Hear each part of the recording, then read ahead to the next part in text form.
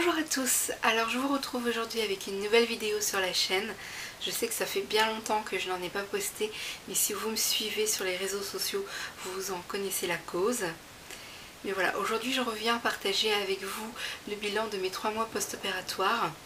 Si vous débarquez sur cette vidéo et que vous ne me suivez pas, il y a 3 mois je me suis fait opérer d'une sleeve pour perdre du poids massivement par rapport à ma santé. Et du coup, vous trouverez en barre d'infos les liens vers mon histoire et vers le bilan de mon premier mois post-op. N'hésitez pas à les lire si ce sont des informations qui vous intéressent. Alors, aujourd'hui, bilan des 3 mois post-opératoires. Il y a sur le blog un article complet parce que j'ai relaté tous les événements que j'ai jugés importants qui me sont arrivés au cours du 2e et du 3e mois post-opératoire. Et dans cette vidéo, en fait, je vais faire de manière concise le bilan. J'ai relevé en fait des éléments que je juge importants de partager. Et du coup, j'avais envie justement de les évoquer en vidéo. Alors, le bilan écrit sera en barre d'infos, donc n'hésitez pas si vous avez envie de connaître tous les détails. Sinon, restez avec moi pour juste le raccourci, le bilan bref, en vidéo, en image. Dans un premier temps, je vais parler des cicatrices. Alors, pour ma part, je suis ravie du travail effectué par mon chirurgien. C'est nickel. À l'heure d'aujourd'hui, je ne vais pas vous montrer mon ventre parce que j'estime que c'est personnel, c'est pudique, voilà. Mais j'ai 4 cicatrices qui sont toutes fines. Ça fait une fine ligne rosée. Et en fait, tant qu'elles sont roses, c'est que la cicatrisation n'est pas finie. Elles vont encore s'estomper et je pense s'affiner. Et je suis ravie. Alors il faut savoir que les premières semaines post-opératoires, j'avais la peau du ventre hyper sensible au toucher, elle pelait, et ça c'était dû au fait que le corps était déshydraté vu que je buvais moins d'eau qu'avant. J'avais essayé la Nivea Care pour essayer d'améliorer la situation. C'est une crème que j'adore mais qui n'a eu aucune efficacité sur la hypersensibilité de mon ventre et sur le fait que ça pelait. Du coup, j'ai demandé conseil à ma soeur et elle m'a recommandé un produit qu'elle utilise pour les changes de mon filleul. Il s'agit du Liminant. Alors c'est un bidon de 750 ml que je n'ai pas terminé à ce jour. Je dois être grosso modo ici. Donc il me reste vraiment un bon fond. Alors cette crème, je l'ai adorée. Je l'ai mis de la tête aux pieds pour hydrater en fait les tissus de ma peau et aussi pour les cicatrices, pour qu'elles aient un bel aspect, et je suis ravie, il a fait son taf. Alors franchement, si vous êtes au début de votre chirurgie ou si vous envisagez la chirurgie, sachez qu'il n'y a pas besoin de mettre des 1000 et des 100 pour hydrater son corps et surtout pour essayer d'avoir de belles cicatrices. Ça sert à rien de se ruiner en crème. Alors celle-ci, elle a dû me revenir à 6 € pour un gros bidon. Je ne l'ai pas fini et je suis aux 3 mois post-op. Donc je pense que je vais réussir encore 2 semaines à peu près avec cette crème, sachant que j'en mets matin et soir pour justement bien hydrater les cicatrices et bien nourrir le corps, la peau en fait, tout simplement. Parce que ce qu'il faut retenir, c'est que quand on perd massivement du poids, et bien la peau change d'aspect, elle pendouille tout simplement, et du coup si on veut de bons résultats par la suite, il faut bien nourrir sa peau, bien l'hydrater. Donc hydrater, c'est apporter de l'eau, et nourrir, c'est apporter du gras, et les deux, ça va entretenir en fait les tissus cutanés. Et c'est ça qui va permettre à la peau de se raffermir, de se remettre bien et de garder ou d'avoir un peu d'élasticité. Et c'est le fait d'avoir de l'élasticité qui permet à la peau de se remettre plus ou moins bien après une chirurgie. Voilà, donc moi c'est une crème dont je suis satisfaite, que je vais continuer à utiliser et à terminer. Et après, je ne sais pas trop ce que je vais acheter. On verra bien. En tout cas, je suis satisfaite. Donc ce genre de crème, vous pouvez les acheter en pharmacie ou en parapharmacie. Attention, ce genre de crème, elle ne doit contenir que 2 ingrédients. S'il y a plus de 2 ingrédients, c'est que ce n'est pas du 100% liminant, donc attention. Ça contient essentiellement de l'huile d'olive en premier ingrédient et en deuxième, alors c'est de l'eau de chanvre je crois. Je vous mettrai une annotation parce que je ne suis pas sûre du deuxième ingrédient. Mais voilà, un bon liminant 100%, c'est que 2 ingrédients. S'il y a plus, c'est qu'il n'est pas top. Donc passez votre chemin. En tout cas, c'est un bon produit et moi je suis satisfaite.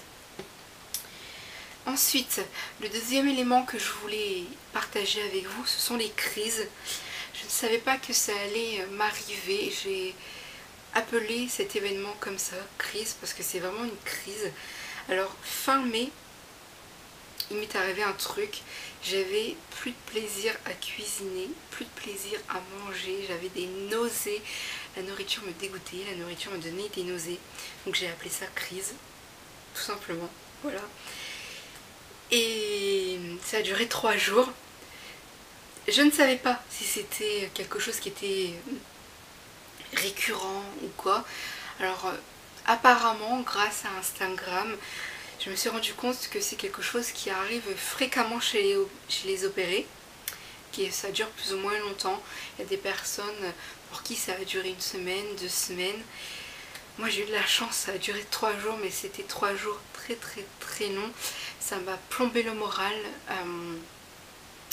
C'est très dur à imaginer pour des personnes qui n'ont pas de crise comme ça. Mais moi j'aime cuisiner, j'aime préparer à manger pour mon doudou, pour moi. Alors c'est vrai que je mange plus comme avant, mais j'ai plaisir à cuisiner, j'ai plaisir à manger ce que je cuisine. Et là, mais je peux vous dire que ça m'a plombé le moral d'une force. Donc maintenant je sais que ce sont des moments qui peuvent survenir et qui peuvent durer plus ou moins longtemps. J'en ai parlé à ma diététicienne.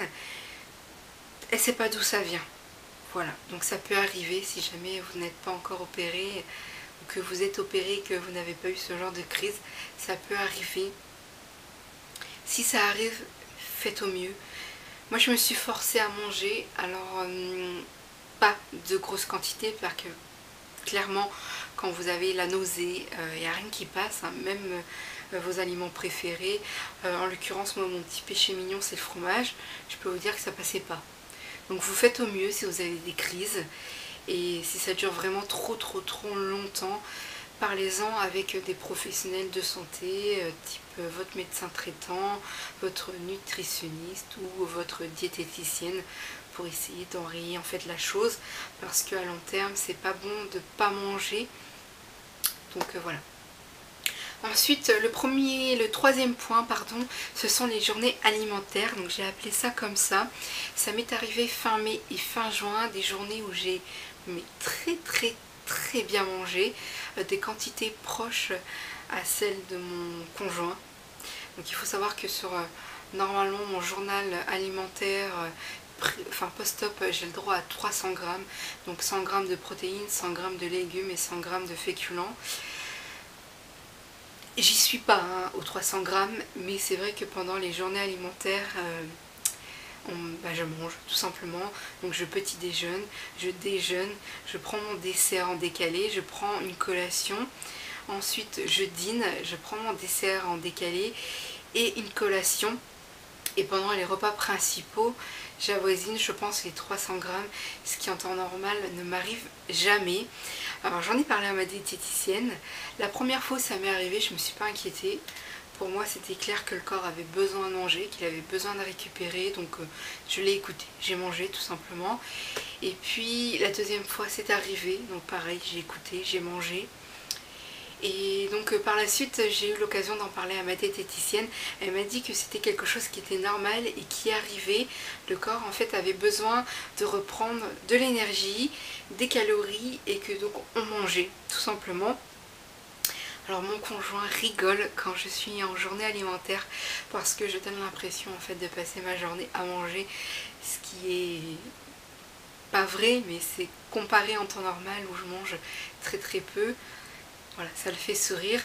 Moi, c'est pas quelque chose qui m'inquiète. Je sais que lorsque je lis des messages d'opérés qui prennent 400 grammes ou qui crient à l'échec parce qu'elles ont réussi à manger quelque chose qu'elles ne mangeaient pas en temps normal ou qu'elles mangeaient de plus grosses quantité qu'en temps normal, ça crée à l'échec d'opération. Moi ça me fait juste sourire parce que en fait grosso modo c'est le corps qui décide. Et du coup, ces journées alimentaires, eh ben voilà, j'ai mangé, j'ai écouté mon corps, il avait besoin de calories, il avait besoin de reprendre des forces. Voilà, je me suis pas posé de questions et la diététicienne était d'accord avec moi, donc voilà. Si jamais ça vous arrive des jours où vous mangez plus qu'en temps normal, c'est normal. Le corps, il a besoin de récupérer, il a besoin de prendre des forces. C'est assez traumatisant pour l'organisme de perdre massivement du poids comme ça. Il y a un moment donné où il a besoin de se mettre au repos et il a besoin de manger un peu plus que d'habitude pour récupérer tout simplement. Là où il faudrait s'inquiéter, c'est si les journées alimentaires durent beaucoup plus longtemps. Moi, elles ont duré une journée, le lendemain, je ne pouvais plus manger comme la veille. Je mangeais des quantités normales, donc je pèse pas ma nourriture, mais grosso modo, je suis à 200 grammes. Entre 200 et 250 grammes, mais 250 grammes c'est maxi, hein. Je suis plus aux alentours de 200 grammes. Et la collation du soir, je la prends jamais. Donc voilà, c'est pour vous donner une ordre d'idée. Si jamais vous avez des journées alimentaires, ne vous inquiétez pas, c'est normal. Par contre, si elles durent beaucoup de jours, là il faut se poser des questions, il faut consulter sa nutritionniste ou sa diététicienne pour en parler justement. Donc voilà. Juste pour conseil, si jamais vous avez des questions, n'hésitez pas à me laisser un petit commentaire sur le blog ou à m'écrire en privé sur la page Facebook ou par email, n'hésitez pas. Donc ça en fait ce sont deux éléments, deux points que j'ai jugé important de partager en vidéo parce que ça peut surprendre de manger beaucoup ou à l'inverse d'avoir des nausées et de quasiment rien manger. Voilà. Alors je suis sûre que vous attendez avec impatience le bilan en chiffres. Alors en 3 mois j'ai perdu 21,4 kg. Dans les détails, il faut savoir qu'en mars j'ai eu en fait 3 semaines d'hospitalisation pré-op où j'ai perdu 4 kg. En avril j'ai perdu 10 kg. En mai j'ai perdu 7 kg et en juin j'ai perdu 4,4 kg, ce qui fait une perte de 25,4 kg en 4 mois, ce qui est juste énorme et je suis satisfaite. Et par rapport à mon poids le plus haut atteint, j'ai perdu 30,4 kg. Alors d'aujourd'hui, je vous dis que j'ai atteint mon premier objectif. Mon premier objectif était de perdre le poids que j'avais pris à la mort de mon père. Donc lorsque j'ai perdu mon père, je faisais 110 kg, j'ai pris une trentaine de kilos. À l'heure aujourd'hui, enfin en tout cas le 4 juillet, j'avais donc perdu quasiment 30 kg. J'avais la balance affichait un poids de 112,2 kg.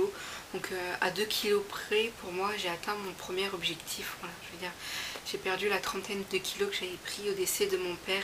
Donc j'ai atteint mon objectif et je suis super ravie. C'était vraiment l'objectif qui me tenait à cœur parce que même si mon père me manque toujours, aujourd'hui je suis ravie d'avoir perdu ces 30 kilos. Parce que du coup je retrouve une santé qui est un peu meilleure, la tension redevient mieux, mes douleurs aux genoux et aux chevilles se sont calmées, voire disparues. Je suis capable de faire beaucoup de choses que je ne faisais pas avant, donc je suis ravie d'avoir perdu ces 30 kilos. Ça se sent au niveau des vêtements, ça se sent au niveau de plein de petites choses que je ne pouvais pas faire avant tout simplement. Et je suis mais juste contente. Sinon le bilan au niveau alimentaire ça se passe très bien. Moi à 3 mois post-opératoire je n'ai pas de souci. Je mange du cru comme du cuit. Notamment tout ce qui est fruits et légumes crus et cuits est la base de mon alimentation. Je mange également des protéines, des produits laitiers. Je n'ai pas de soucis particuliers. En fait, il m'est arrivé à une kermesse de boire une bière. Je ne l'ai pas fini, mais voilà, ça a fait du bien parce qu'elle a été fraîche, etc. J'ai pas de problème particulier, je vomis pas, donc tout va bien au niveau alimentaire. Comme je vous ai dit, il y a des jours où je mange beaucoup plus quand je suis en journée alimentaire, et sinon je mange globalement, je mange bien, j'ai pas à me plaindre. Voilà. Sinon, mes nouveaux objectifs, eh bien, c'est de reprendre le sport. Parce qu'à 3 mois post-op, j'ai fait aucune activité physique parce que j'avais toujours en fait des douleurs au niveau du ventre, au niveau de l'opération en fait, et j'avais pas envie de prendre de risques de fistules ou de complications vraiment importantes. Donc du coup je me suis écoutée, j'étais très fatiguée, j'avais encore des douleurs, donc j'ai pas pris de risque, j'ai pas fait de sport tout simplement. Le chirurgien m'a donné l'autorisation de reprendre la piscine. C'est ce que je compte faire dès que les finances me le permettront. Sinon, au cours d'un entretien avec ma psy, alors elle m'a parlé d'une de ses patientes qui fait du pilates et qui a de très bons résultats au niveau de la ceinture abdominale et notamment au niveau du tablier. Donc du coup, je me suis dit que j'allais me mettre au pilates pour optimiser mes résultats au niveau du ventre et du tablier. J'ai constaté déjà des résultats, mais je me dis que le pilates ne peut pas faire de mal avec une bonne hydratation du corps, donc pourquoi pas.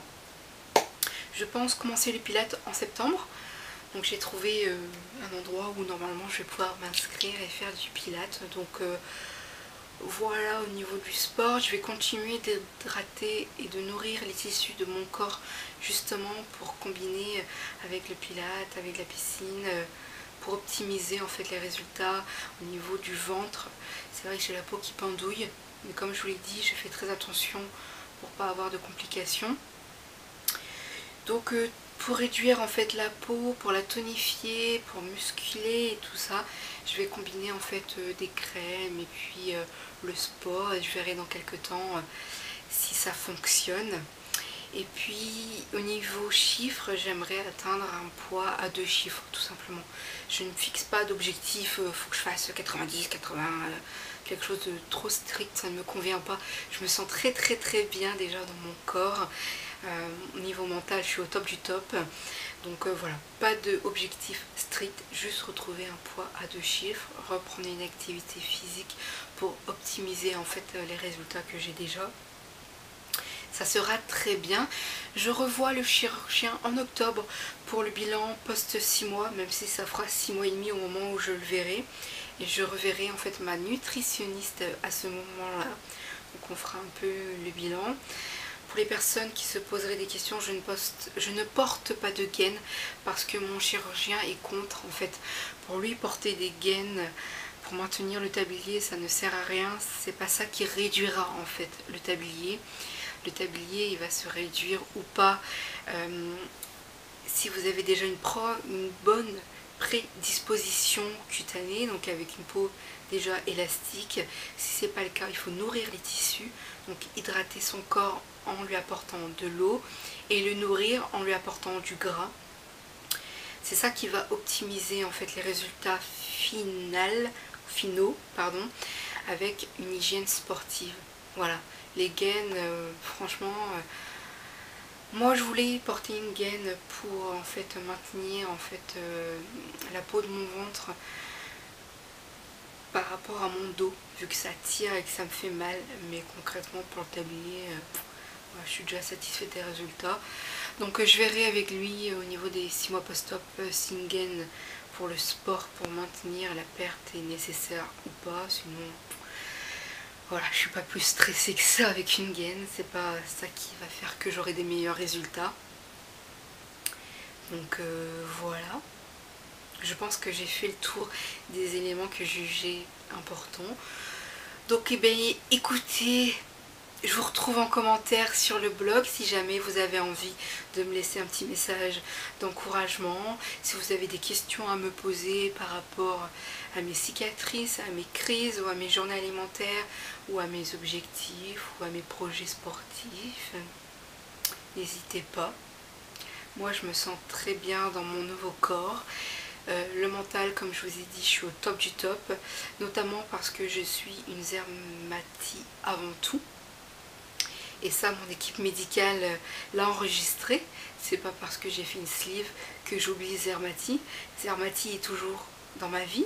Si vous ne connaissez pas le docteur Zermatie, je vous invite à vous pencher sur sa méthode, à lire son livre, etc. moi je suis en accord. Et c'est grâce à lui que je suis au top du top au niveau du mental. Voilà, moi j'ai aucun complexe avec ma peau qui pendouille, etc. Je suis au top. Mentalement je suis au top. Voilà. Donc j'aborde ma nouvelle perte de poids tranquillement. Et puis là j'ai perdu 30 kilos en perte totale. La perte décline tout doucement, donc normalement je vais perdre de moins en moins. Ça va peut-être me permettre de récupérer parce que je suis fracassée, mais apparemment c'est normal. Donc j'ai fait un bilan pour les 4 mois, pour les 3 mois, pardon, le 4 juillet, je m'en mêle, j'ai fait un bilan, donc j'attends les résultats au niveau prise de sang pour voir si j'ai des carences vitaminiques, donc on verra plus tard. Mais pour l'instant, c'est comme ça. Donc voilà, ben je vous laisse, je vous retrouve avec de nouvelles vidéos, avec de nouvelles publications, et puis on se retrouve très vite. Ciao ciao.